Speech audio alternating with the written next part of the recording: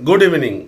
2026 সালের পশ্চিমবঙ্গ বিধানসভা নির্বাচন শেষ হয়েছে, তার রেজাল্টও প্রকাশ হয়ে গিয়েছে এবং আগামীকাল 9ই মে রবীন্দ্র জয়ন্তীর শুভক্ষণে ব্রিগেডে পশ্চিমবঙ্গের মুখ্যমন্ত্রীর শপথ গ্রহণ অনুষ্ঠান হবে। যারা মুখ্যমন্ত্রী হবেন, অন্যান্য মন্ত্রী হবেন, প্র্যাকটিক্যালি যারা জয়ী হয়েছেন তাদের সকলকে আমার হৃদয়ের একেবারে অন্তঃস্থল থেকে অভিনন্দন। কিন্তু এই ভিডিওতে আমি যে কথাটি বলতে চাই সেটি হচ্ছে, ফলতা বিধানসভা নির্বাচন টোটালটাই আবার হবে, পুনর্নির্বাচন হবে।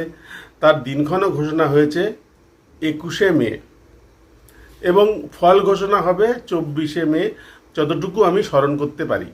এই বিধানসভা নির্বাচনে প্রিসাইডিং অফিসার, পোলিং অফিসার হিসাবে কারা দায়িত্ব নেবেন, দায়িত্ব পাবেন, সেটা নিয়ে আমার ভিডিওতে কিছু কমেন্ট এসেছে।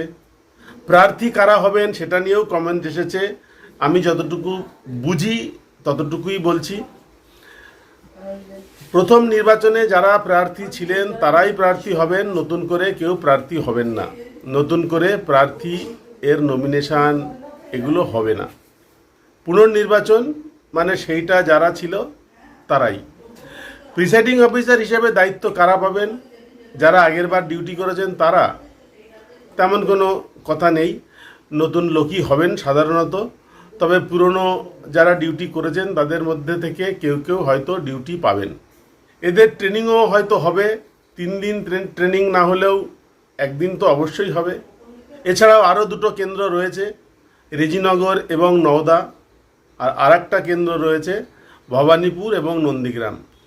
এই কেন্দ্রগুলিতে একই লোক দুটি কেন্দ্রে জিতেছেন, তাদেরকে একটি ছাড়তে হবে, সেখানেও নির্বাচন হবে। সেই নির্বাচন কবে হবে তার দিন ঘোষণা হয়নি। একই সঙ্গে হতে পারে 21 তারিখে অথবা পরে হতে পারে, পরে হওয়ারই সম্ভাবনা বেশি। তো এই ভিডিওতে আমি যেটা বলতে চাই, আগেরবার ভোটের ডিউটিতে গিয়ে যা যা শিখেছি, যে কাগজপত্রগুলো দরকার হয়েছে, কি কাজ বেশি করেছি, কম করার দরকার ছিল, সেই বিষয়ে কিছু কিছু ভিডিও আমি আপলোড করছি। যারা নতুন দায়িত্ব পাবেন তারা একটু দেখে নেবেন, এতে অনেক সুবিধা হবে। এই ইনফরমেশনটা আজকে আপনাদের দেওয়ার আমি দিলাম। আশা করি আপনারা আমার পরবর্তী ভিডিওগুলো দেখবেন। কোথাও বুঝতে অসুবিধা হলে অবশ্যই কমেন্টে লিখবেন, আমি যতটুকু জানি উত্তর দিয়ে দেবো। আজকের এই আপডেট এখানেই শেষ করছি। আপনারা সকলে ভালো থাকুন। ধন্যবাদ, নমস্কার।